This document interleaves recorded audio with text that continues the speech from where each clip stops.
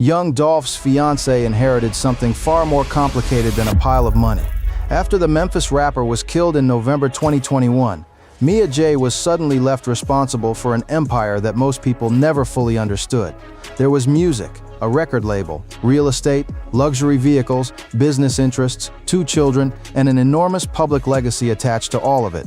And depending on which estimates you look at, the value of everything Dolph left behind has been placed somewhere around $20 million to $30 million. But here's the part people often miss. Mia didn't simply receive millions of dollars and start spending. She inherited an entire financial machine.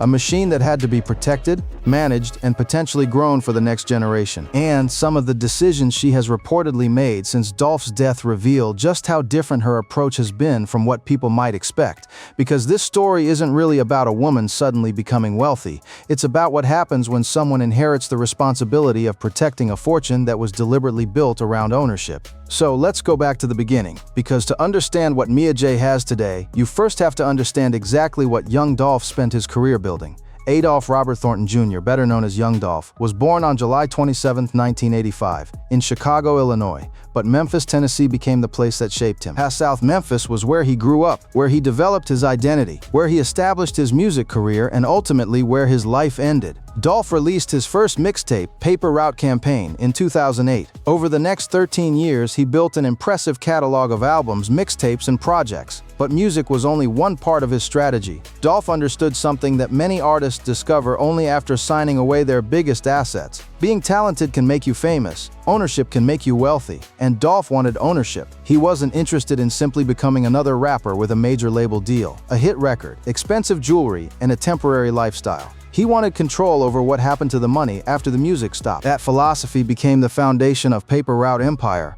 Dolph co-founded PRE with his business partner Daddy O in 2010.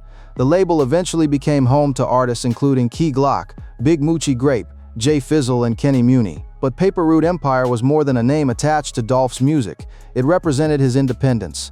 He wanted control of his recordings, his business, his brand, and ultimately his future. Key Glock is especially important to this story because his relationship with Dolph was both personal and professional. Glock was Dolph's cousin and became one of the most commercially successful artists connected to the Paper Route Empire movement. That combination of family loyalty and business helped make the label something bigger than a typical artist imprint. Dolph was also reportedly looking beyond music. He invested in real estate and was connected to a niche coffee roasting business stocked in Memphis Kroger stores. The strategy was simple. Don't allow one source of income to control your entire future. If music slowed down, another business could continue producing money. If one investment struggled, another could keep the machine running. That mindset became extremely important after his death. But perhaps the clearest example of Dolph's commitment to ownership came when a major label reportedly approached him and his team with a deal worth approximately $22 million. Think about that number. $22 million. For most people, that kind of offer would be impossible to turn down. It could change a family's life immediately. But Dolph reportedly said no. Why? Because he believed the upfront money came at the cost of something even more valuable. Control. He understood that taking a huge check could also mean giving someone else significant control over the music and business he was building. And looking back now, that decision becomes even more important, because when Dolph died, the assets he had retained didn't simply disappear into a major corporation. They remained connected to his estate. The family still had access to the engine Dolph had spent years building, and one of the biggest pieces of that engine was his music. To understand why the catalog matters so much, you have to understand what a master recording actually is. A master is the original recorded version of a song. The owner or controller of that recording can earn money from streaming, digital sales, licensing, movies, TV commercials, sampling, and other uses. When an artist doesn't own their masters, a label can control a significant portion of that revenue. But Dolph had taken a different route. His independence allowed him to retain ownership of important parts of his catalog. After his death, that meant those assets became part of the estate, and then something dramatic happened. The week Dolph died in November 2021, Spotify reportedly saw a 250% increase in streams of his music. 250%. That spike demonstrates exactly why ownership matters. People were suddenly listening to Dolph's music in enormous numbers. And because the estate retained control over the catalog, that increased attention could translate into financial value for his family. The catalog has accumulated billions of plays across platforms, and financial analyses have suggested that its annual income can comfortably reach six figures even without massive promotional campaigns. That is the long-term power of owning intellectual property. Dolph created the music years ago, but the music can continue generating money long after the artist is gone, and that is what Mia inherited. But the music wasn't the only major asset. Dolph was also reportedly building a substantial real estate portfolio in Memphis. Rather than putting all of his money into luxury goods, he was buying property, including foreclosed and distressed properties. Some reports have described the portfolio as containing more than 100 properties, although the exact number is difficult to independently verify and has varied between reports. Still, the larger point remains. Dolph was converting income from music into physical assets, and according to various reports, he even had traditions involving properties being placed in his children's names as birthday gifts, instead of simply buying something that would lose value. The idea was to give them something that could potentially appreciate and generate income. That distinction is huge. A luxury item can cost hundreds of thousands of dollars and still require more money every year just to keep it. Real estate can potentially generate rental income. It can appreciate, it can be managed, and eventually it can be sold. Dolph wasn't simply making rap money and spending rap money. He was reportedly converting rap money into assets that could outlive his career. Then there were the cars. Young Dolph became famous for his luxury vehicle collection. His camouflage-themed Rolls-Royces became part of his image. The Wraith, the Cullinan, the Phantom. These weren't ordinary cars. They were symbols of the success Dolph had achieved after growing up in South Memphis. But after his death, Mia reportedly made a decision that many people might not expect. Some of the vehicles were reportedly sold. Various accounts have placed the proceeds from those sales at approximately $2.3 million. And if that figure is accurate, it represents a significant amount of money that was converted from luxury vehicles into more flexible capital. At first glance, some people might look at selling Dolph's cars and think the estate was losing something, but financially the situation can be viewed very differently. A Rolls-Royce requires insurance. It requires maintenance, it needs storage, it can depreciate. And unlike a song receiving millions of streams, a car sitting in a garage isn't generating money. Selling those vehicles can therefore be viewed as an estate management decision. The reported proceeds were directed back toward the structures intended to protect and grow the family's wealth. That is not necessarily desperation. It can be strategy. And that brings us to Mia J herself. Because Mia was never simply Young Dolph's fiancée. She had her own professional identity long before Dolph's death. She has been described as a businesswoman, real estate professional, author, and social activist. She founded Momio, a lifestyle and empowerment brand focused on women, motherhood, and leadership. She also authored children's books, including No Way, Trey You Can't Have Your Way, published in 2015. She has also been connected to Fresh Start Kids, and then there is Black Men Deserve to Grow Old. Mia started that movement after her brother was fatally shot in 2020. That tragedy happened before Dolph's murder, but after Dolph was killed, the mission became even more personal. The initiative addresses gun violence against Black men and promotes community accountability through advocacy and related efforts. Mia later appeared on Good Morning America, discussing how she attempted to turn pain into purpose while also bringing attention to the fight for justice surrounding Dolph's killing. According to reporting referenced in the original story, a $100,000 contract was allegedly placed on Dolph's life. Mia has remained outspoken about the need for accountability. Two men convicted in connection with Dolph's murder, Justin Johnson and Cornelius Smith, were convicted in Memphis in 2024. Throughout that process, Mia remained publicly involved. She wasn't simply grieving the loss of her partner. She was also trying to make sure the story didn't disappear. And while the legal fight continued, another side of her life was developing. Financial education. Mia has spoken about ownership, financial literacy, breaking generational cycles, and building wealth rather than simply displaying it. That message fits directly into the philosophy Dolph had followed throughout his career, because when people hear that someone inherited a $20 million or $30 million estate, they often imagine a giant bank account. But that is not how this works. As an estate valued at $20 million does not necessarily mean $20 million in cash is sitting somewhere waiting to be spent. It can mean music rights, real estate, business interests, vehicles, jewelry, cash, intellectual property, and other assets. Dolph's estimated estate reportedly included interests in Paper Route Empire, his music catalog and masters, Memphis properties, vehicles, and other holdings. The estate was also reportedly structured through a living trust benefiting Mia and their children. But those assets aren't all liquid. A music catalog generates income over time. A property generates rent, a business has expenses, there are attorneys, accountants, taxes, management costs, maintenance, legal obligations. And all of those expenses can reduce the amount of money that actually reaches the family. That means Mia's job was never simply to spend the inheritance. Her job was to manage it, and that responsibility becomes even heavier when the person whose wealth you're managing was someone you loved. Every decision has an emotional side. Selling a car isn't just selling a car when that vehicle belonged to the man you plan to marry. Managing his music catalog means constantly dealing with the recordings, voice, and art of someone who is no longer here. Managing his properties means making business decisions while also knowing those assets were purchased by someone whose life ended far too soon. The emotional and financial sides cannot be separated, and that is what makes the story much deeper than a headline about inheritance. Managing a $20 million estate is not the same thing as receiving a $20 million check. It is much closer to inheriting a company with multiple revenue streams, expenses, responsibilities, and decisions that can affect your family for decades. Who manages Paper Route Empire? Who handles licensing? Who manages the properties? Who approves posthumous releases? Who decides when another artist, movie, TV show, commercial, or video game wants to use a Dolph song? Every decision can have financial consequences, and Mia had to navigate those responsibilities while raising children and grieving publicly.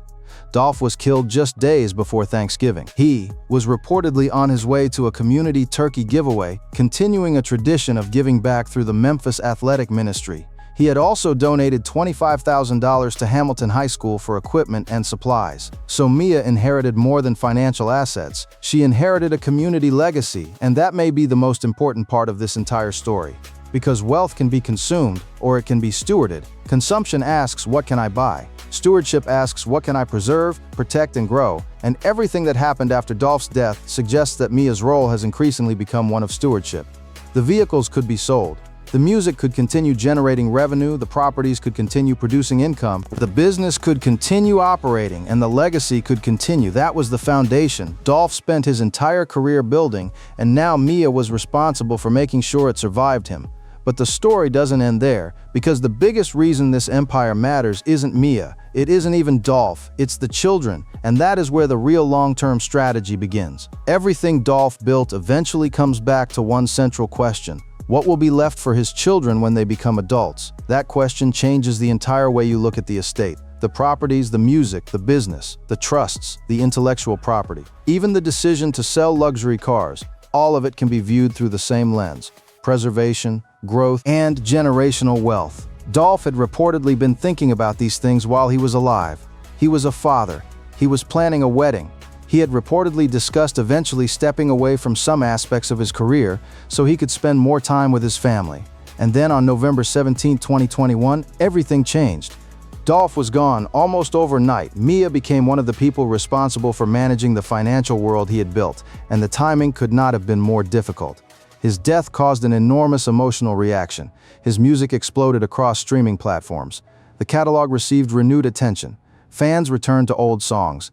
New listeners discovered his music, and suddenly the catalog that Dolph had spent years creating became even more valuable. Spotify reportedly recorded a 250% increase in his streams during the week after his death. That means the very music he created while alive continued working for his family after he was gone. That is the power of intellectual property. The artist doesn't have to physically perform every time someone listens to a song. The song can continue generating revenue, and the same principle applies to licensing.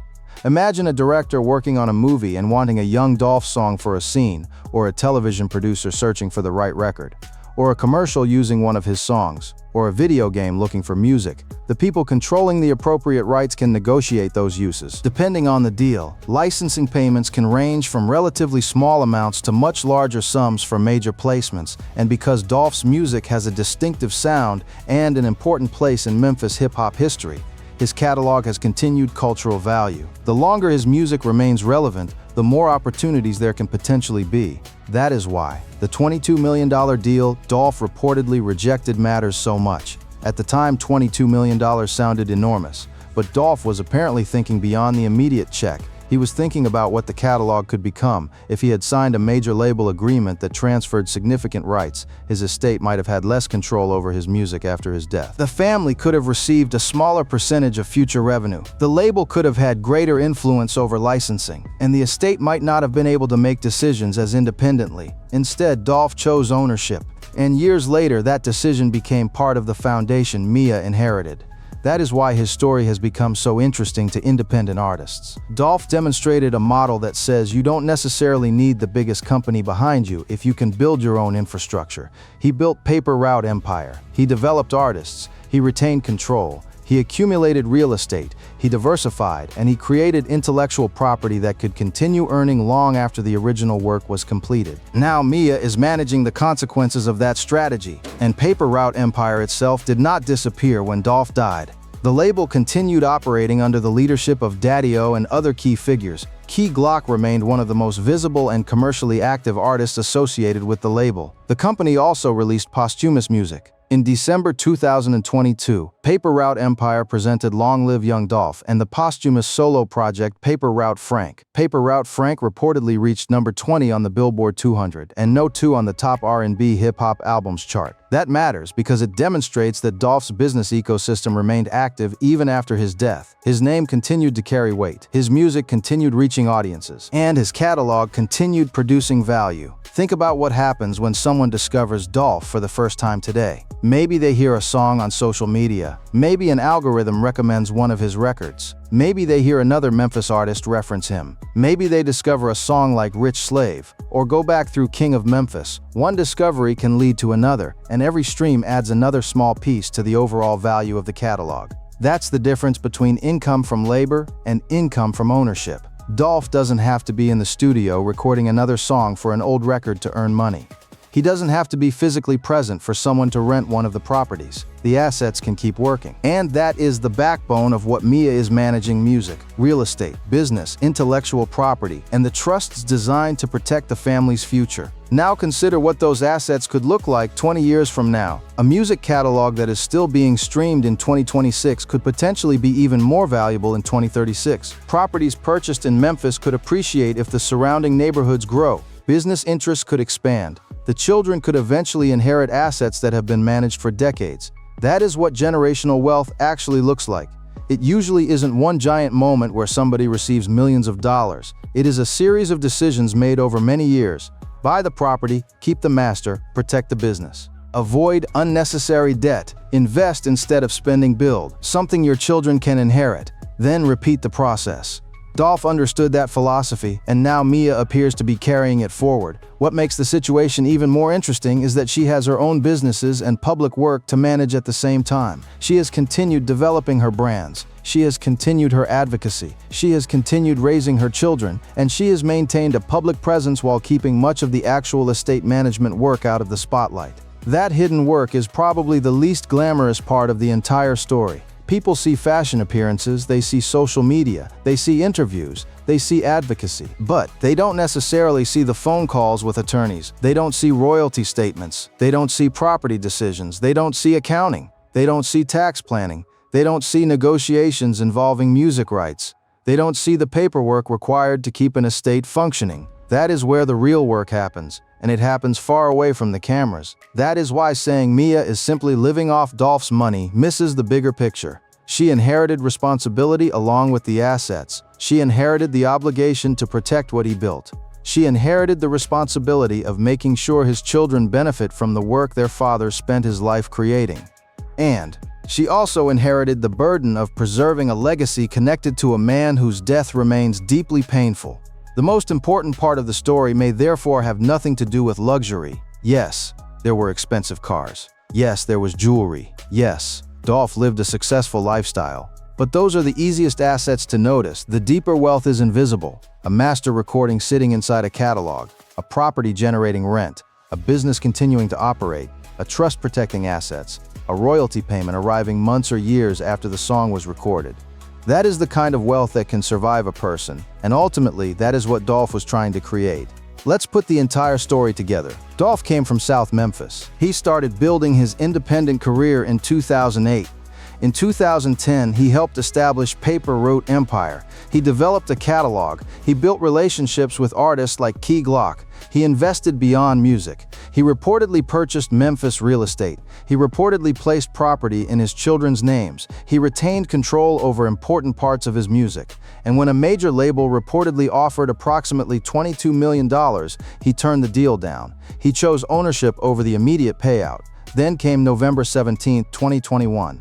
Dolph was killed. Mia suddenly became the steward of an estate reportedly valued in the $20 million to $30 million range. His music streams exploded. His catalog continued generating revenue.